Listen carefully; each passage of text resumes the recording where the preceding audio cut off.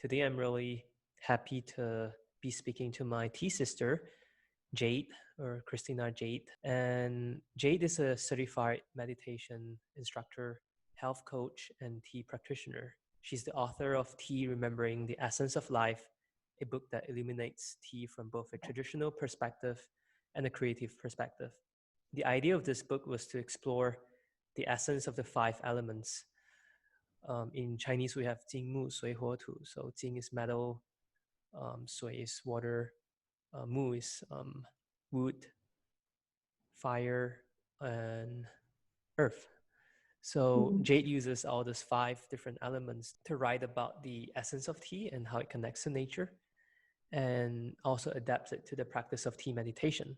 Jade is also the founder of the project WAOTEA, an online tea store and community offering consciously sourced tea, teaware, and accessories, a variety of tea offerings and experiences. She teaches the practice and ritual of tea privately through her course Way of Tea, offers ceremonial tea meditation in events and retreats, and her company, WOW, stands for We Are One. And the intention behind her project is to encourage conscious community circles, self-healing rituals, sustainable living, and environmental healing. Jade's practice is about creating space to celebrate life, to honor presence, community, and nature. So I'm really happy to have Jade with me here. We're supposed to be organizing a tea expedition to Yunnan in April this year, but due to the COVID-19 pandemic, things have been postponed to next year. And it gave us the opportunity to do some workshops online a couple of weeks ago. And I told Jade that since I'm back in Malaysia and she's in the US right now, and we both have a little bit more time, I was wondering if we could do a podcast together. And she was quick in accepting my request. So I'm just really grateful to Jade for coming on to this show today. I am so grateful. And of course, I accepted really quick for your podcast, since honestly, this practice that I'm carrying is one of the reasons came from our meeting.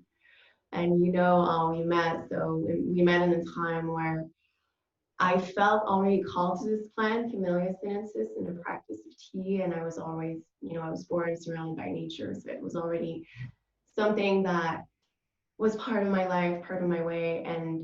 But when I met you, I had the occasion to go deeper into the practice of tea, which was a very life-changing experience for me, obviously. So I always been really grateful for a meeting. And so when you shared about the project of EcoFlow, it definitely resonated. So I'm super happy to be here. Yeah, so for those who don't know how we met, Jade and I met about 10 years ago. I guess I was 16 back then because I was driving already. And I met Jade in Georgetown in Penang, Malaysia. She was in search of tea and the local culture, and she was vegetarian. So we resonated immediately. And I remember bringing you to a vegetarian restaurant once. And after that, we went to my friend's tea shop and had a chat about tea. And you told me it was such a beautiful space over there. It was an incredible moment. I remember just not knowing at all about what was surrounding me, and at the same time feeling so touched by it and knowing that that was really meaningful. And that's exactly the time where I bought my first teaware, and I brought it with me. I got a little guy one because I was traveling a lot, so I could drink from the guy one and also hold space for the leaves and water. So it was the beginning. It was like the planted seed of everything, pretty much a big part of what you do today. So. And I'm really amazed at how Jade has changed and transformed over the past 10 years. Because back then she was just really exploring tea for her first time sort of in Asia. And over the past 10 years, she has traversed across, Asia, Japan, China, Yunnan, in search of the traditional art of tea ceremony. And she's learned tea from so many different teachers, So I was thinking maybe Jade, could you tell us a little bit about your tea journey and how you as a Westerner fell in love with Eastern tea and eventually became a tea master and teacher? So I think we already had this conversation about the word master, and Mm-hmm. I'm gonna, return with this. I feel uncomfortable with the word master. I don't think we can ever master anything, especially something that comes from nature, since nature is just an unceasingly recreating itself. So we can really, I believe, and maybe when we are 100 years old and we sit with that cycle 100 times. Mm-hmm. But until then, it's definitely not in my 30s that I can call myself a master. Mm-hmm. I think this practice is about the humility of letting nature guide us. And so that's the first thing I've learned. And I'm learning every time I sit with tea, honestly, every time I teach tea, every time I share tea. So it started about 11 years ago. And I was offered tea by a friend, and the person offered me pu'er, and I remember not loving it at first. I felt that was just a different experience than what I was used to. Because I was using at that time to tea bags, and just my palate was not understanding that medicine yet, I guess. And my mom was always having a ritual in the morning when I was younger, though. So I was used to seeing my mom sitting with tea in the morning. Even so, it was with tea bags. She did have this mindfulness of waking up and sitting calmly with tea, looking at nature. We were living surrounded by nature, so she would sit in front of her window if it was winter, because I lived in Canada when I was younger, so it was really, really cold. Mm-hmm.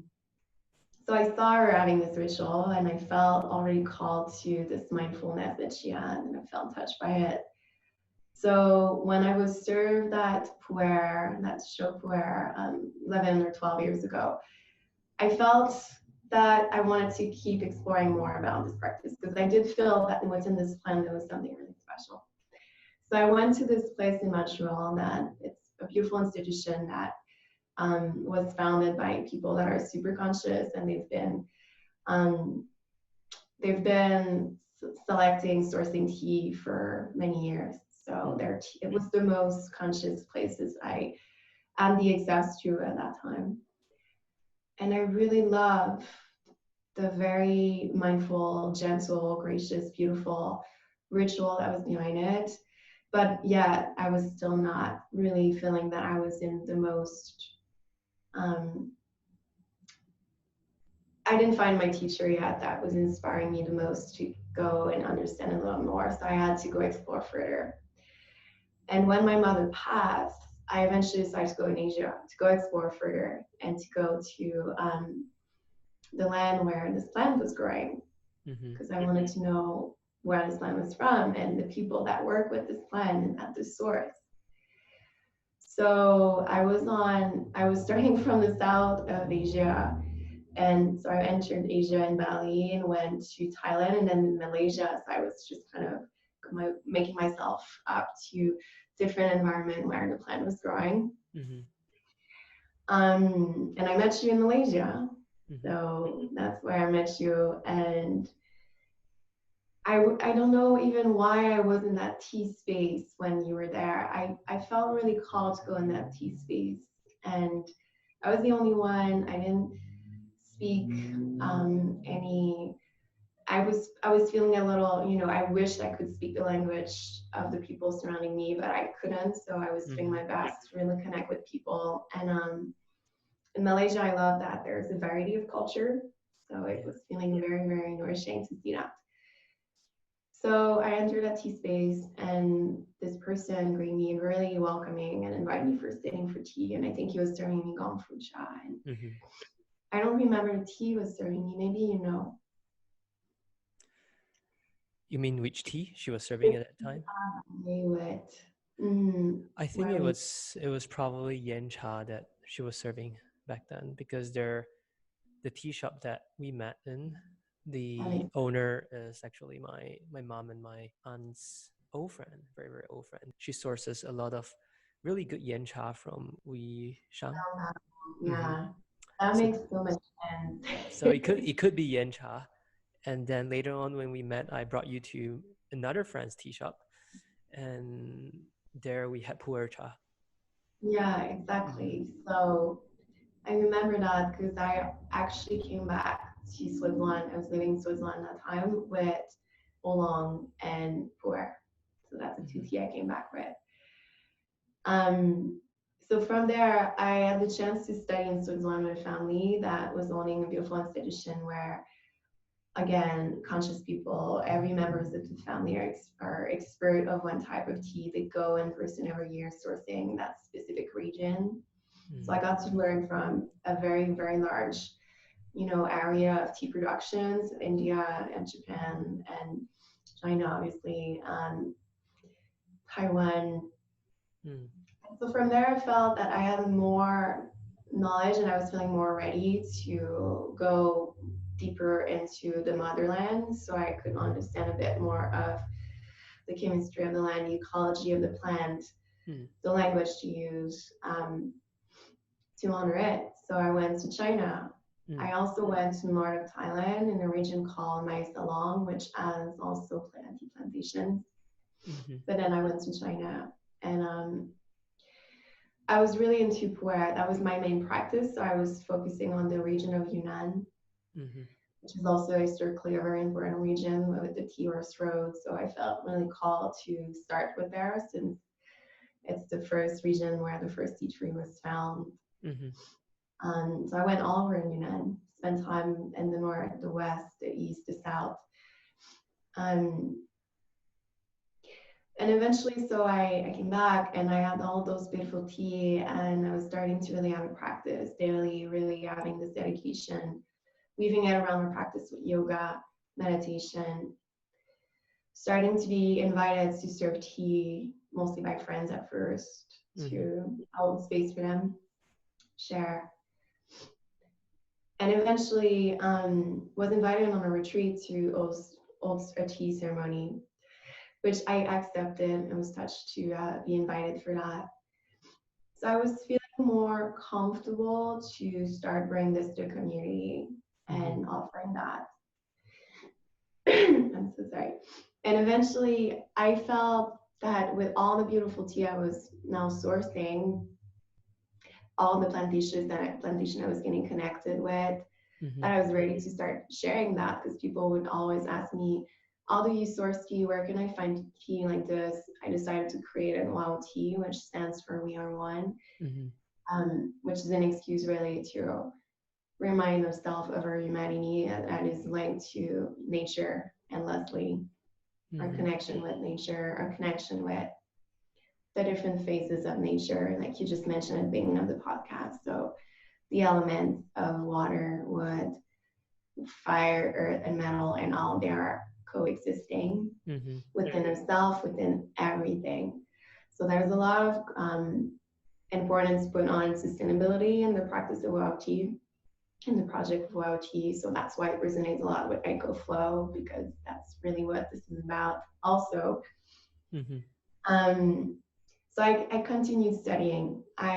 Before I actually even started WAOTEA, I spent a lot of time with teachers in Vancouver from Japanese lineage and Chinese lineage, where I've learned a lot from. Then I felt actually that's the little step I forgot. And eventually I went to Japan because I also wanted to be exploring that perspective, that approach that Japanese also brought to the world of tea, which is very linked to Zen Buddhism, to mindfulness, minimalism, wabi-sabi. So I sat with teachers there. I spent time in plantations to source, again, very consciously produce sustainable tea that I could bring also to the family of WAOTEA.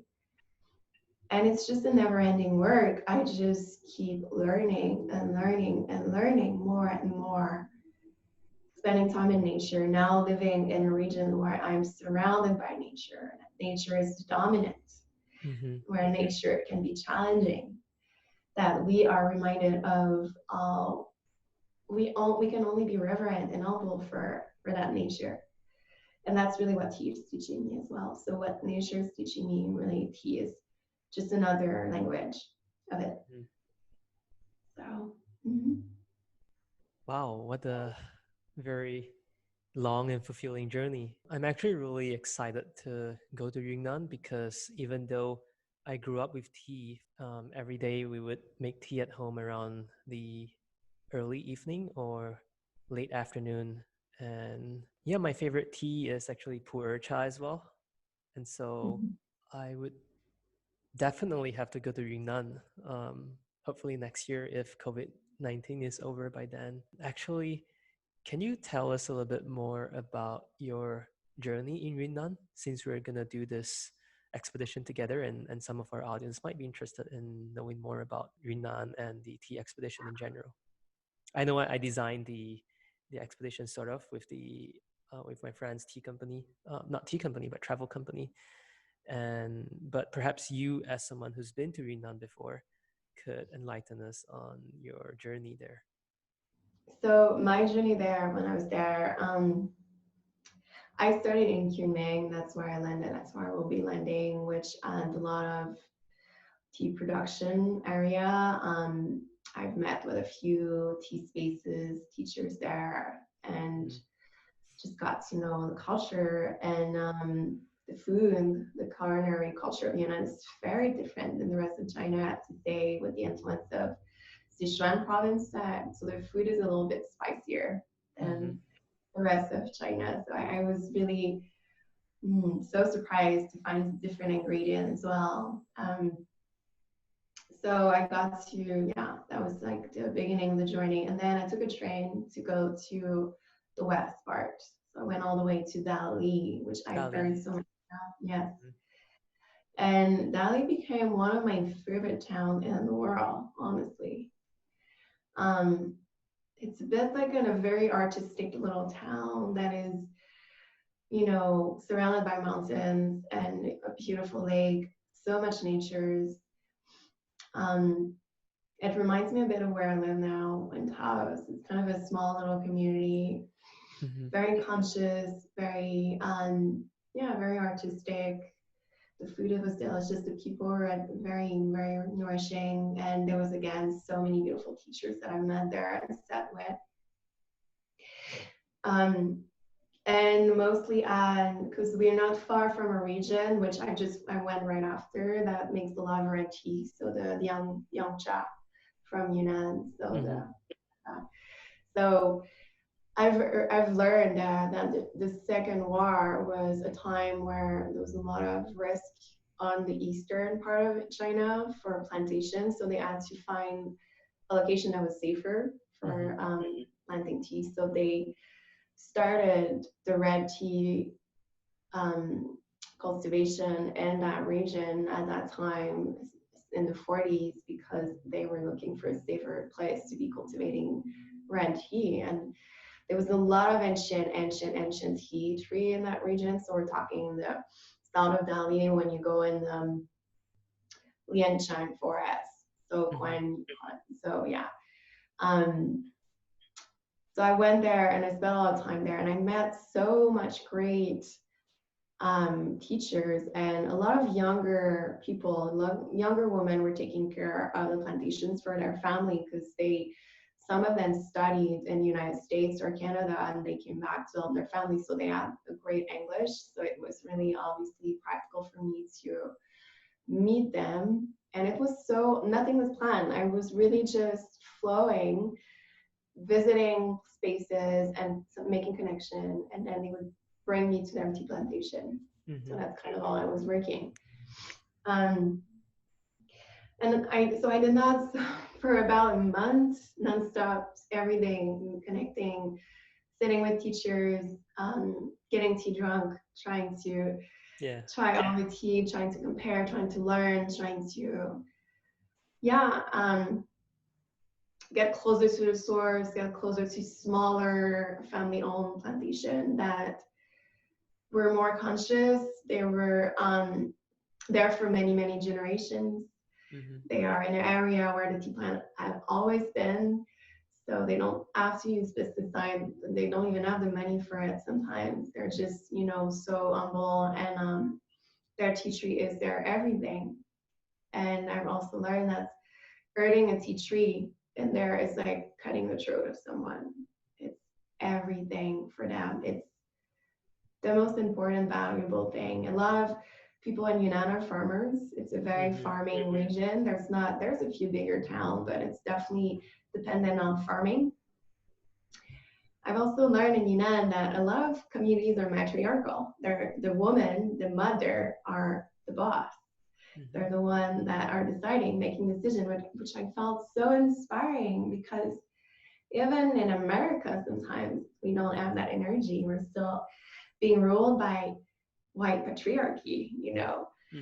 So to see those women from, you know, smaller tribe, like more ancient tribe, that were still honoring that way was so nourishing. And there's such a very, very large variety of tribe living in Yunnan as well, on the border of the south. So when I went to the south, that's where I met more of the different tribes living there, where I was more in Sichuan-Bana, so Sichuan-Bana in the south. Sichuan-Bana. So, yeah. How do you pronounce it, please? Sichuan-Bana. Sichuan-Bana. So I have learned at the time so many things that were just beyond my expectation of what I would learn there. So yeah, I became really loving. So when I was in the West, I was mostly drinking red tea, and when I went to the South, I was back to a lot of pu'er. All the mountains of the South, and again, spending time. Like, I was there during the tea plantation, the tea harvest season. Sorry. So I had the chance to really see the woman, because mostly the tea is being harvested by women. So I've seen them doing their beautiful work, and it was so unlike that to see how much work, how much demanding it is. The tea plantations are usually, the trees are close to one another, and it's always very inclined, so they don't have much space to actually work, and they're always in a very awkward position, and it's a long days in the sun. So they harvest most of the time over there with their hands still. So it's very, very honoring the tradition. It was just so precious. So that's why I felt like it was making sense, because it's the region where the Tea Road was the most important part of the Tea Road, and then the Tea Road goes north to Sichuan, and then eventually to Tibet. And then there's many other roads that were built in later, but I felt like it was making sense to bring the student for my first tea expedition for the course, to bring them to the source where it all began. You connect tea not only with your teachings, but also with Taoism and with Chinese culture, and in achieving harmony in people's life. Can you tell us more about your relationship with tea, and how does it change your relationship with the world and yourself? Well, I think when you're sitting with a very ancient plant that is about 4,000 years old, that's really humbling, and it reminds you how much it goes beyond your capacity of knowing, and that you have to sit in the unknown and in the formlessness of what you cannot always see. So I've learned to connect to the wisdom of nature even more deeper, not trying to always use my mind to understand things, but to really go back in my heart and my breaths. And that's why I feel that tea is definitely linked to meditation. In Chinese culture, you can agree with that. It's really, tea Gong Fu Cha is really related to Neigong practices.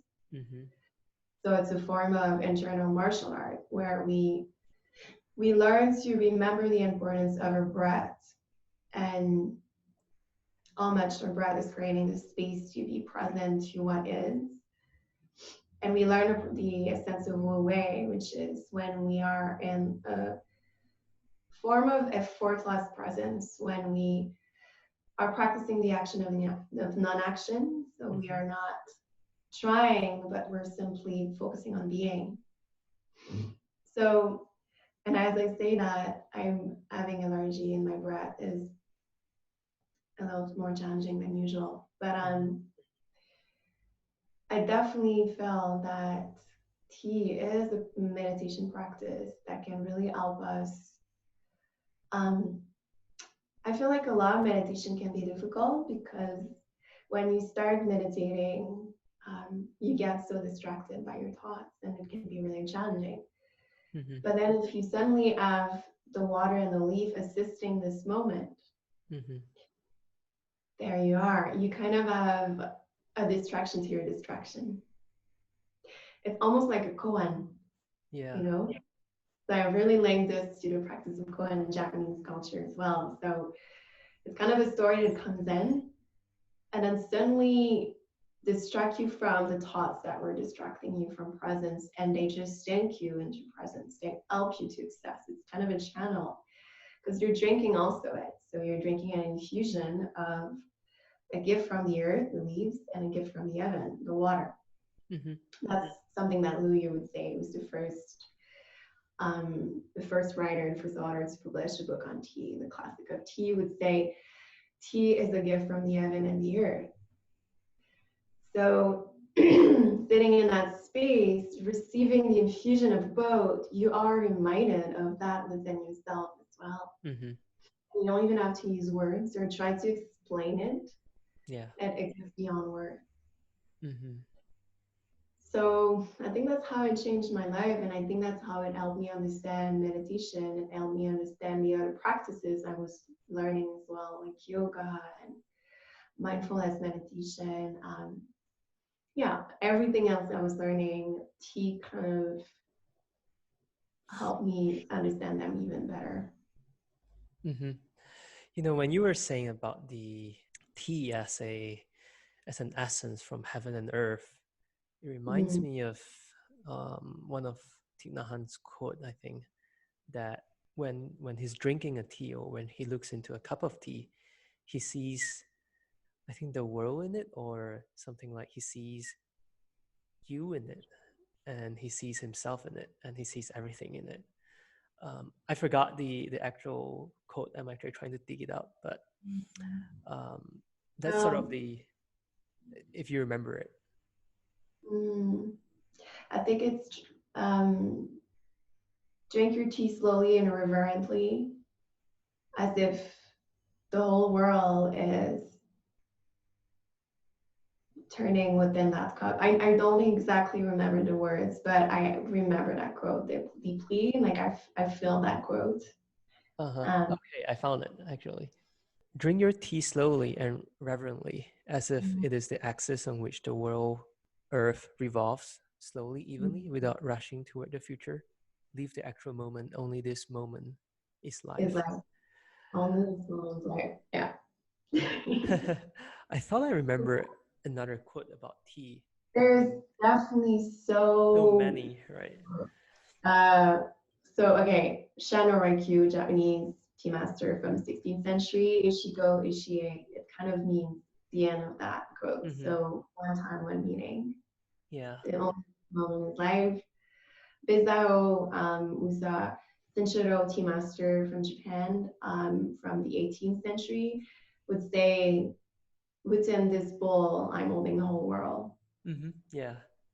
So there's just so many beautiful quotes. Yeah, I could be mixing this up and actually hearing this from some sort of Zen koan or other Zen masters, because I remember when I was young, my brother and I took like a cha chang, a tea Zen course before, and I mean we were doing the Chinese sort of Kung Fu Cha tea set, and the teacher at that time was a Zen monk, was telling us, before you drink the tea, you also can give thanks to the source from which this tea comes from. And when you try to find the source, it just keeps connecting from one source to the other source. And there's actually no end to it, because you see that the tea is planted by a lot of farmers, right? Tea farmers. And then these tea farmers were dependent on food, on water, on the weather as well. And even the tea itself depends on all these 4 elements or 5 elements from nature. And everything depends on one another. And this connects to the, the Zen or Buddhist teachings of dependent origination, and that everything is ultimately interconnected. And so within this cup of tea, it connects everything. And it's such a beautiful way of seeing the world each time you drink a cup of tea. But a lot of us these days, tea has become something so common in a lot of people's days' life. Even sometimes to me, I feel ashamed of taking tea for granted. When we're in a rush or something, we just drink our teas without even knowing what it tastes like. So I think this is a good way of maybe segueing into my next question, which is, as a tea teacher, just to make it accessible to my audience, could you please share maybe your approach to making and drinking tea, as well as how people in their homes, they could, approach tea differently, how they could bring in a little bit of tea meditation into their life. And maybe after explaining this, you can also lead a short tea meditation for us to close up. Sure, yes. Mm-hmm. So, as you know, I have a course of 6 chapters that I teach where we actually go through everything from the origin, the story of the plant, Camellia sinensis, or evolution, the ecology, so the way it grows, what it needs to grow, and what type of environment, different types of processes, also for green, red, purple, pu'er, yellow, white, all types of tea. Mm-hmm. And also we touch, obviously, the connection and the link of the 5 elements in the practice of tea, so the elemental wisdom of tea. Mm-hmm. We touch a lot of Taoism, we touch the practice of Gong Fu Cha and Shinshido, and also all to cultivate a self-practice and all to share it and weave it around other practices in the modern world. Mm-hmm. So, I would say that the easiest way to connect to this practice at home when we are a beginner, that's how I start that course, the 3 first chapter. All we do, we're not even using any teaware, all we're using is a bowl. Mm-hmm. And so we're not distracted by anything, being worried about any other distraction. And all we have is the essential. We have the leaves that are steeping directly in the bowl with the water, which is the essence of tea and the essence of this practice. So if we can be fully present to just that, then we can eventually start exploring with teaware. Mm-hmm. But I suggest to start this way, and the size of the bowl should just be large enough to sit in your 2 ends, which allow enough space for your leaves to actually unfold. So you really want to tell them you have this space to open up, so they feel this way.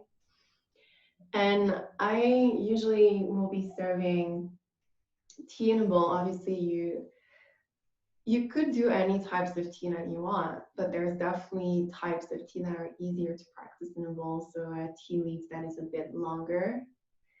For example, essentia, the leaves are so small, so it can be a little tricky to practice in a bowl.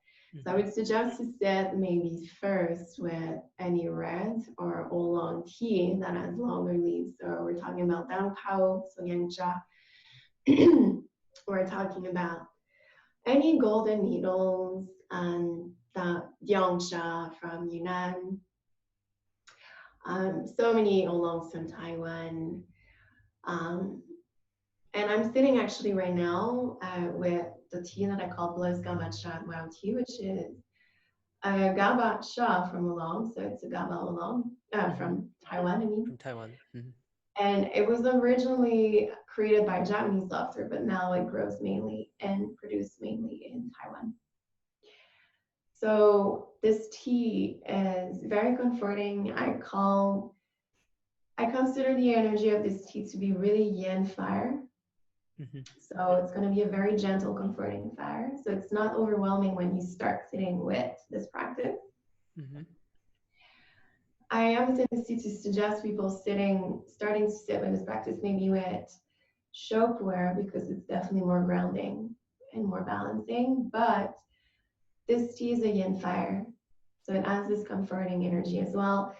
I also feel sometimes that the Pao can be a little grounding too. They have a mineral energy that could be suggested. They do have a little bit more yang fire, but they do have, because of the location where they are invested, a bit of that mountain mineral grounding energy. So maybe just selecting a tea. Well, first that you know the source. It's important that you feel safe with the source that is organic. Yep. And simply using your bowl to steep it.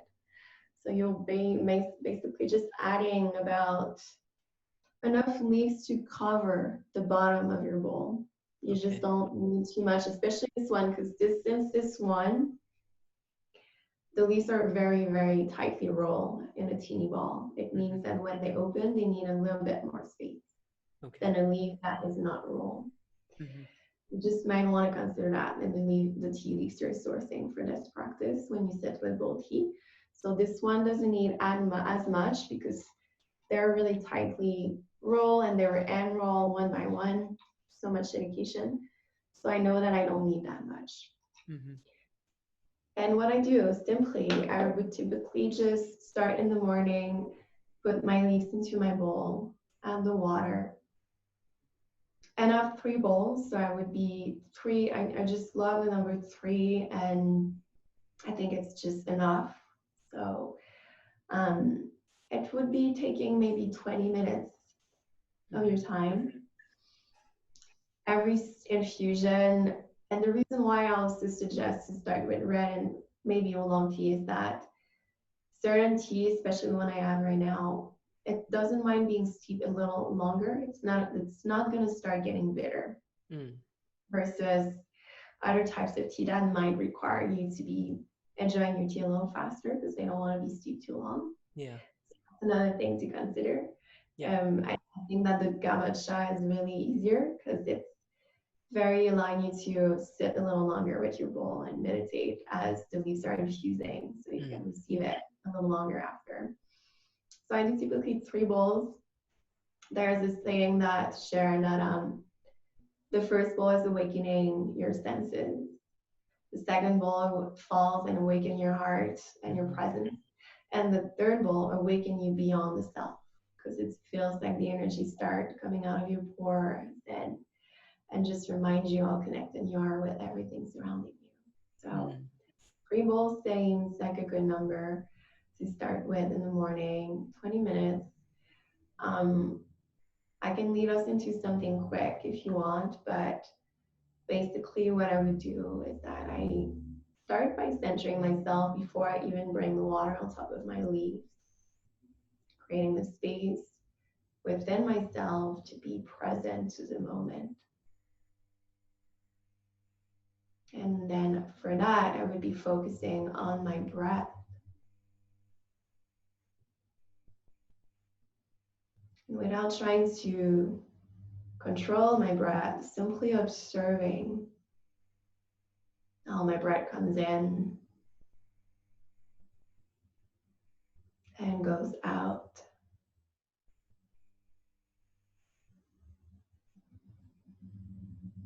And as I let my breath lead the moment, I'm inviting my mind to gently drop into the natural wisdom of my breath, of my presence.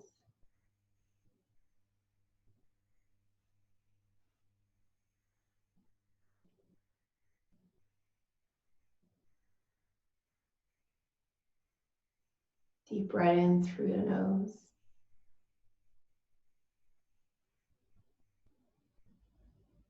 Breath out through the mouth.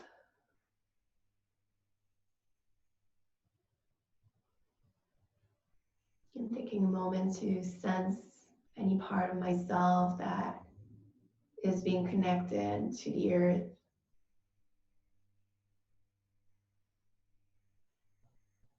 Sitting long and tall. Rising into my connection and feeling what is also existing above my head.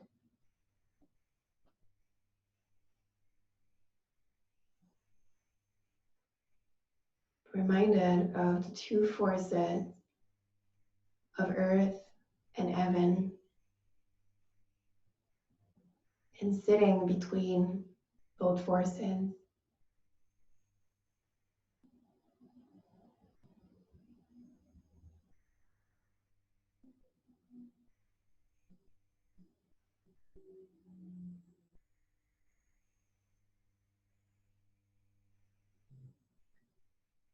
My breath is creating the space for me to receive this moment, to be engaging with the dance of the water and the leaves.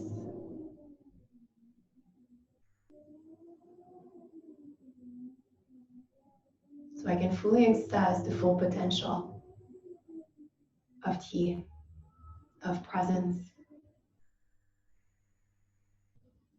Because yes, only this moment is life.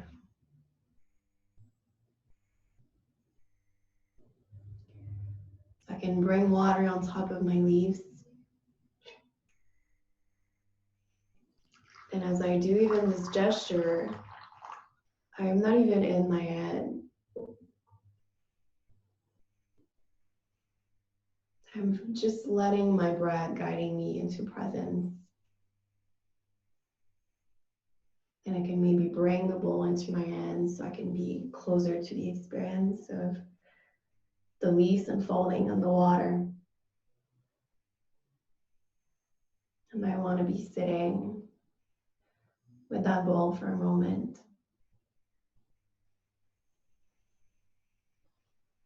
And feeling the warm presence of the bowl into my hand.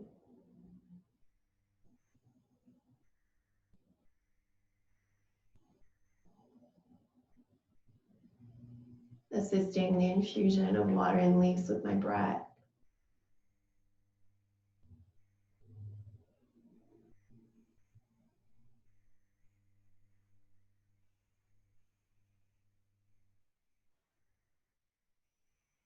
Then I can just bring my experience, my presence closer to the bowl and start smelling the infusion, maybe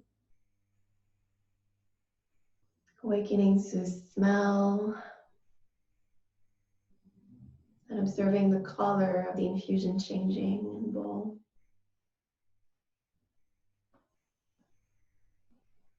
Then when I feel ready, I can start receiving the bowl in silence.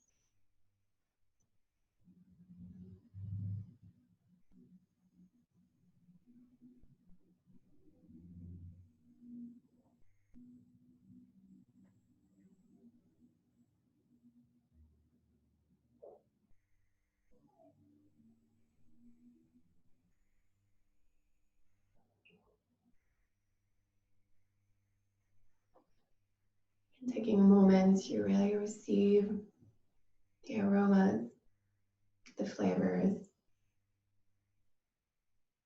even the texture of the tea in my mouth.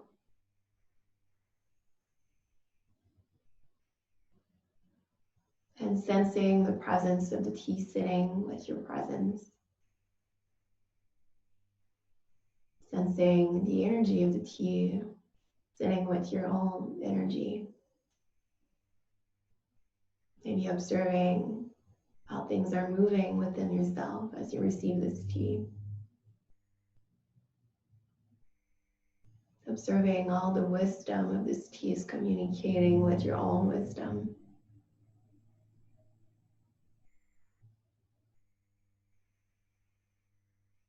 And maybe being reminded that within this experience, I am sitting with the earth that allowed this plant to grow, the earth that created container for this ritual to be carried, and the earth of unconditional compassion.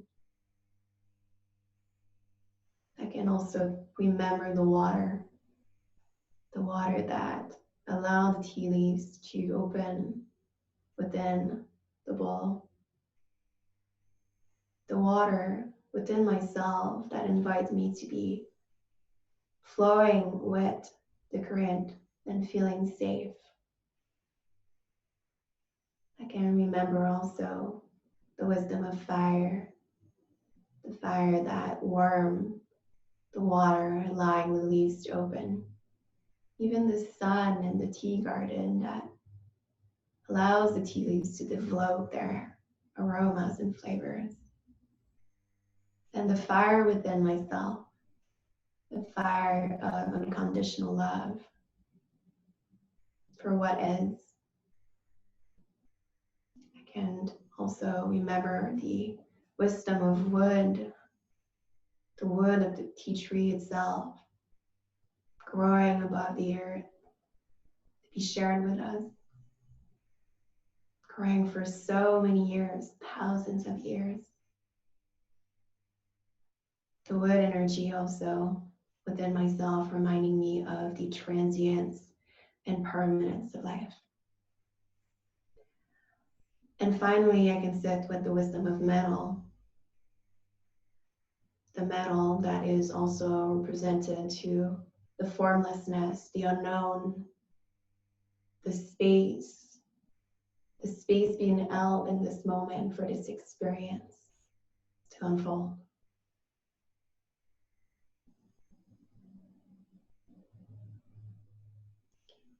And so typically I could be repeating this ritual and serve myself pre-bowl, and just sitting each time with whatever is moving, whatever is present, whatever is sitting with me. And then I could go with my day, and I feel so much more just awake and aligned and able to make clear, essential decision for what needs to be prioritized in my day. Also having a better sense of gratitude for every part of my day, also the connection I have with others and the way I communicate. Yeah. I think that's a very beautiful experience. And to our audience, I highly recommend that you take something out of this short tea meditation ceremony and use it to your own circumstances. So if you have a Kung Fu tea set, you can just take the same sort of approach when you make the full tea set ceremony. Or if you only have a cup of, a small cup and some tea packet, you can still do this same ritual as a way to wake up your body and mind. And I'm definitely going to try this out tomorrow morning. I usually take my tea after I do my Tai Chi practice in the morning. And it's sort of a small reward to myself for having done the work or the hard work of, I wouldn't call it hard work, because, I mean, it is Kung Fu because it takes some effort, the right effort to do it, but it's also something that I really love and enjoy. And I guess the same goes with tea and yoga and other forms of all Kung Fu, things that require the right effort and the right intention. Yeah. Just one last question, maybe one of the fire questions that I listed out. What's your favorite tea?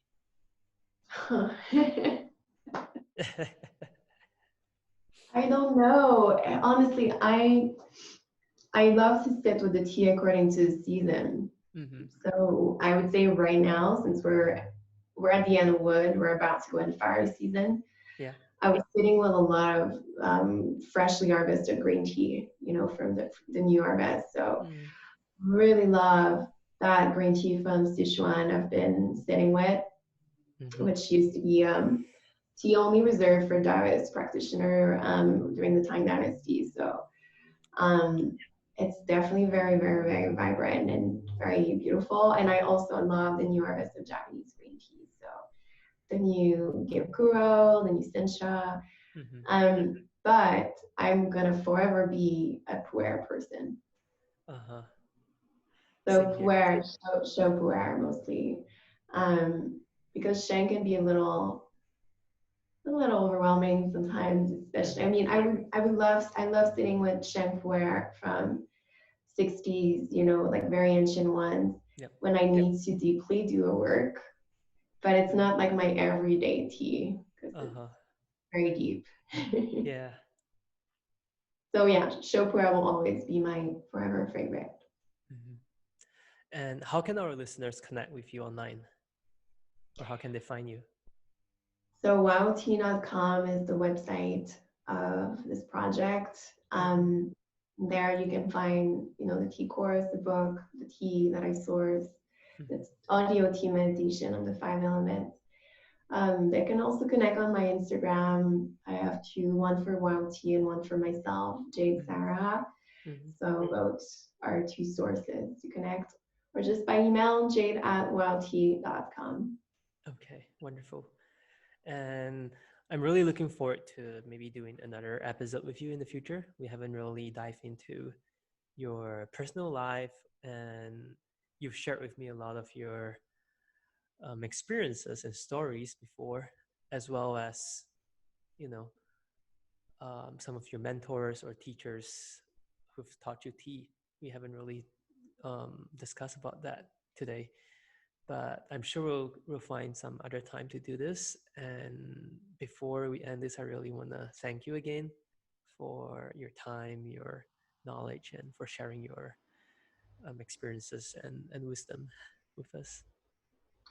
Thank you so much, Jen. It's always such a pleasure, and I really resonate with your project EcoFlow. So I think definitely key. This practice is definitely related to that beautiful initiative you're creating. Thank you so much, Jade, and looking forward to seeing you.